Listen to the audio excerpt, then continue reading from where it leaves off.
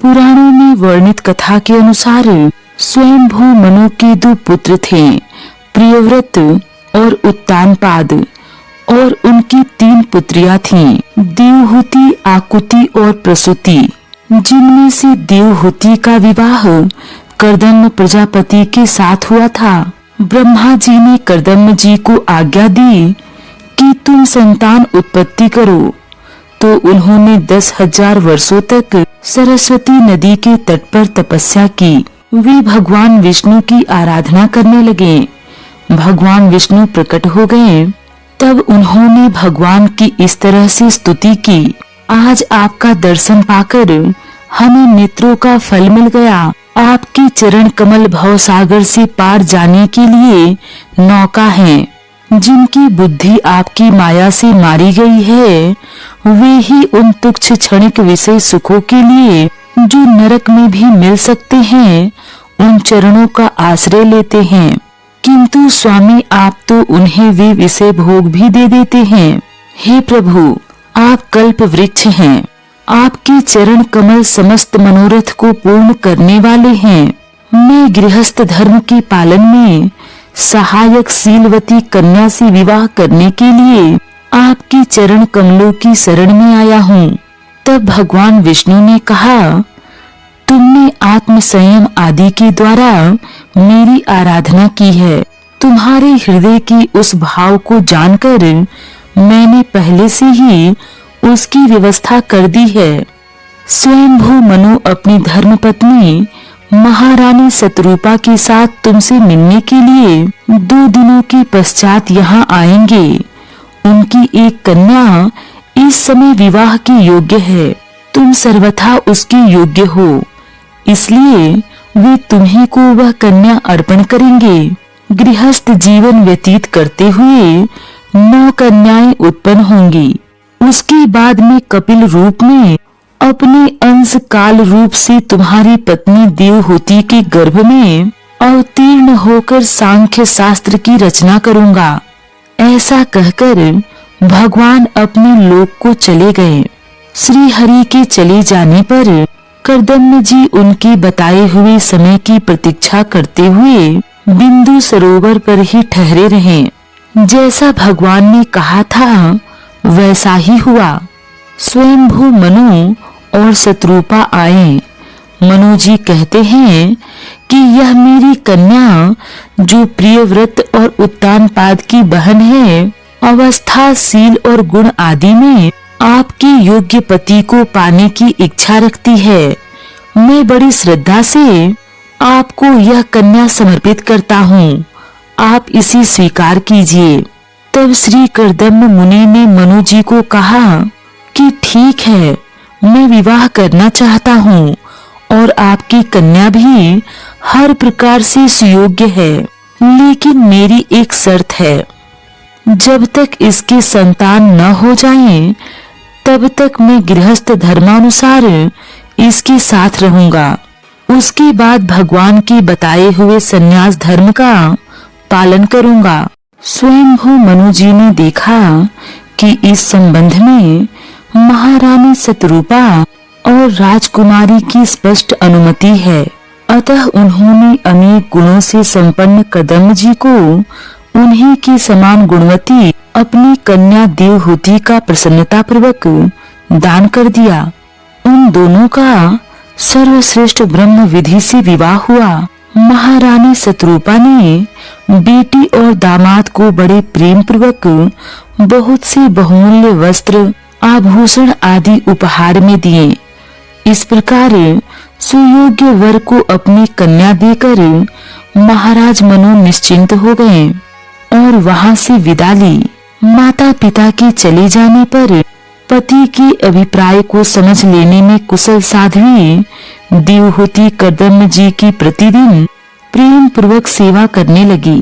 ठीक उसी तरह जैसे श्री पार्वती जी भगवान शंकर की सेवा करती हैं।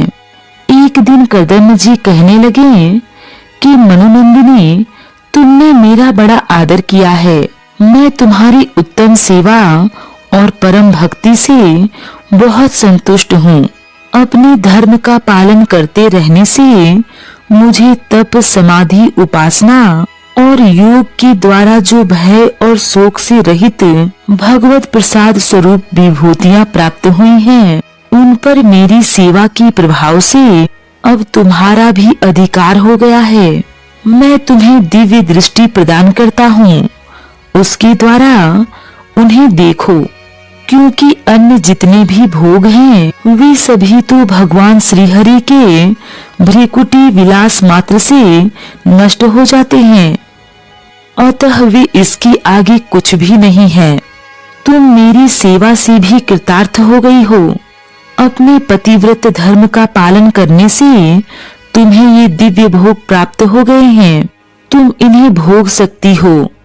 हम राजा हैं, हमें सब कुछ सुलभ है। इस प्रकार के जो अभिमान आदि विकार हैं, उनके रहते हुए मनुष्य को इन दिव्य भोगों की प्राप्ति होनी कठिन है। तब देवहूति ने कहा, द्विजश्रेष्ठ स्वामी, मैं जानती हूँ कि आपको ये सब ऐश्वर्य प्राप्त है, किंतु हे प्रभु, आपने विवाह के समय जो प्रतिज्ञा की थी कि गर्भधान होने तक मैं तुम्हारे साथ गृहस्थ सुख का उपभोग करूंगा, उसकी अब पूर्ति होनी चाहिए, क्योंकि श्रेष्ठ पति के द्वारा संतान प्राप्त होना पतिव्रता स्त्री के लिए महान लाभ है। कर्दम्य मुनि ने अपनी प्रिया की इच्छा पूर्ण करने के लिए उसी समय योग में स्थित होकर एक विमान रचा, जो इच्छा अनुसार सर्वत्र जा सकता था। यह विमान सब प्रकार की इच्छित भोग सुख प्रदान करने वाला था। ऐसी सुंदर विमान को भी जब देवहूति ने बहुत प्रसन्न चित्त से नहीं देखा, तो कर्दम्य ऋषि ने स्वयं ही कहा, प्रिय, तुम इस बिंदु सरोवर में स्नान करके विमान पर चढ़ जाओ। यह विष्णु भगवान का रचा हुआ तीर्थ मनुष्यों को सभी कामनाओं की प्राप्ति कराने वाला है। अपने पति की बात मानकर देवहूति ने सरस्वती के पवित्र जल में स्नान किया और स्नान करते ही उसकी देह निर्मल और कांतिमान हो गई। जब कर्दम्य मुनि ने देखा कि देवहूति का शरीर स्नान करने से अत्यंत निर्मल हो गया है और वह विवाह काल से पूर्व उसका जैसा रूप था, उसी रूप को पाकर वह अपूर्ण शोभा से संपन्न हो गई है, तब उस श्रेष्ठ विमान पर दोनों ने सैकड़ों वर्षों तक विहार किया और जैसा भगवान ने कहा था वैसा ही हुआ। देवहूति के एक ही साथ 9 कन्याएं पैदा हुई। कन्या होने के बाद कर्दम्य जी वन की ओर जाने लगे, क्योंकि उन्होंने कहा था कि संतान उत्पत्ति के बाद मैं संन्यास धारण कर लूंगा। तब देवहूति ने कहा, भगवान, आपने जो कुछ प्रतिज्ञा की थी वह सब तो पूर्णतः निभा दी, तो भी मैं आपकी शरणागत हूँ, अतः आप मुझे अभय दान और दीजिए। इन कन्याओं के लिए योग्य वर खोजने पड़ेंगे और आपके वन को चले जाने के बाद मेरी जन्म मरण रूप शोक को दूर करने के लिए कोई भी होना चाहिए। आप कृपा करके मुझे एक पुत्र और प्रदान कीजिए। देवहूति के इस प्रकार कहने पर कर्दम्य मुनि को भगवान विष्णु के कथन का स्मरण हो आया और उन्होंने कहा, दोष रहित राजकुमारी, तुम अपने विषय में इस प्रकार का खेद न करो। तुम्हारे गर्भ में अविनाशी भगवान विष्णु शीघ्र ही पधारेंगे। श्री हरि तुम्हारे गर्भ से अवतीर्ण होकर मेरा यश बढ़ाएंगे और ब्रह्म ज्ञान का उपदेश करके तुम्हारे हृदय की अहंकारमयी ग्रंथि का छेदन करेंगे। इस प्रकार बहुत समय बीत जाने पर भगवान श्री हरि विष्णु देवहूति के गर्भ से इस प्रकार प्रकट हुए जैसे लकड़ी में से अग्नि। हर जगह आनंद ही आनंद छा गया।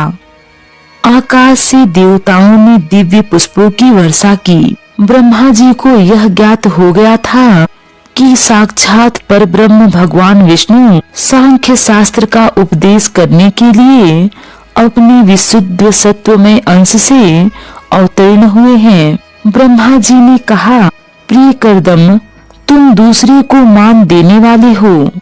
तुमने मेरा सम्मान करते हुए जो मेरी आज्ञा का पालन किया है। पुत्र, तुम सभ्य हो। तुम्हारी ये सुंदरी कन्याएं अपने वंशों द्वारा इस सृष्टि को अनेक प्रकार से बढ़ाएंगी और भगवान विष्णु तुम्हारे पुत्र के रूप में धरा पर आए हैं। वे अविद्या जनित मोह की ग्रंथियों को काटकर पृथ्वी में स्वच्छंद विचरण करेंगे।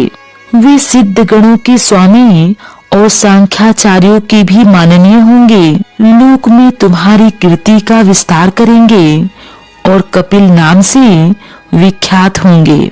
ब्रह्मा जी के चले जाने पर कर्दम जी ने उनकी आज्ञानुसार मरीचि आदि प्रजापतियों के साथ अपनी कन्याओं का विधि पूर्वक विवाह कर दिया। कर्दम जी ने देखा कि उनके यहाँ साक्षात श्री हरि ने अवतार लिया है, तो वे एकांत में उनके पास गए और उन्हें प्रणाम करके इस प्रकार कहने लगे, आप वास्तव में अपने भक्तों का मान बढ़ाने वाले हैं। आपने अपने वचनों को सत्य करने और सांख्य योग का उपदेश देने के लिए ही यहाँ अवतार लिया है।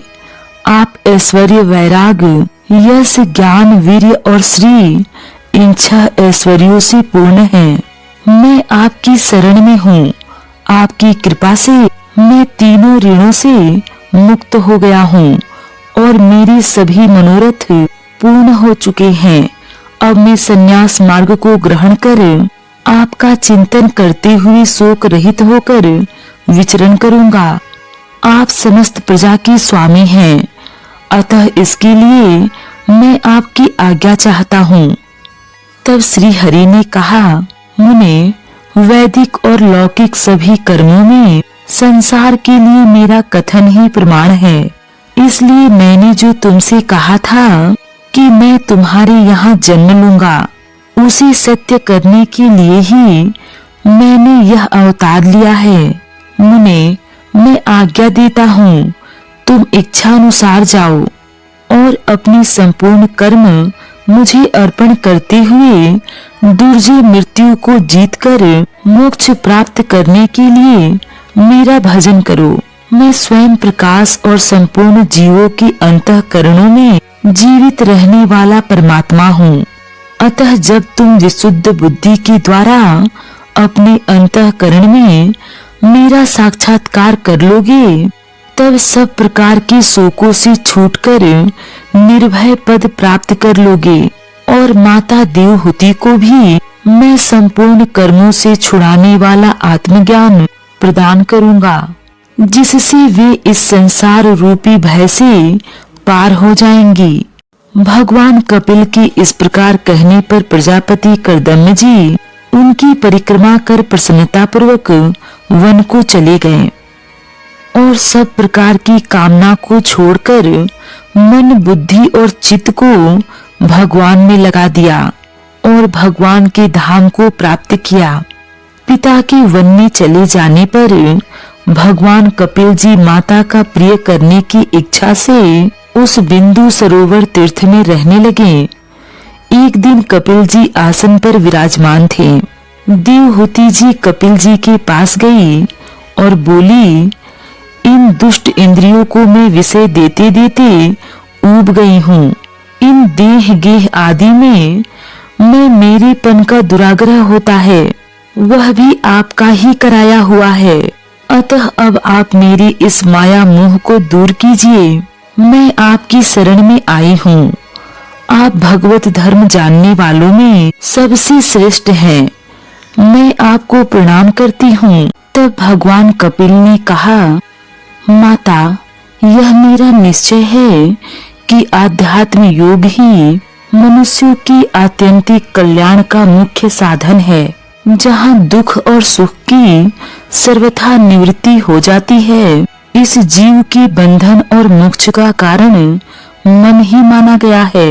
विषयों में आसक्त होने पर वह बंधन का कारण होता है और परमात्मा में अनुरक्त होने पर वही मोक्ष का कारण बन जाता है। जिस समय यह मन मैं और मेरेपन के कारण होने वाले काम, लोभ आदि विकारों से मुक्त एवं शुद्ध हो जाता है, उसी समय वह सुख दुख से छूटकर सम अवस्था में आ जाता है और मेरी भक्ति के समान कोई मंगलमय मार्ग नहीं है। जो लोग सहनशील, दयालु, समस्त देहधारियों के कारण हेतु किसी के प्रति भी शत्रु भाव न रखने वाले, शांत सरल स्वभाव और सत्पुरुषों का सम्मान करने वाले ऐसे होते हैं, जो मुझ में अत्यंत भाव से सुदृढ़ प्रेम करते हैं, मेरे लिए संपूर्ण कर्म तथा अपने सगे संबंधियों का भी त्याग कर देते हैं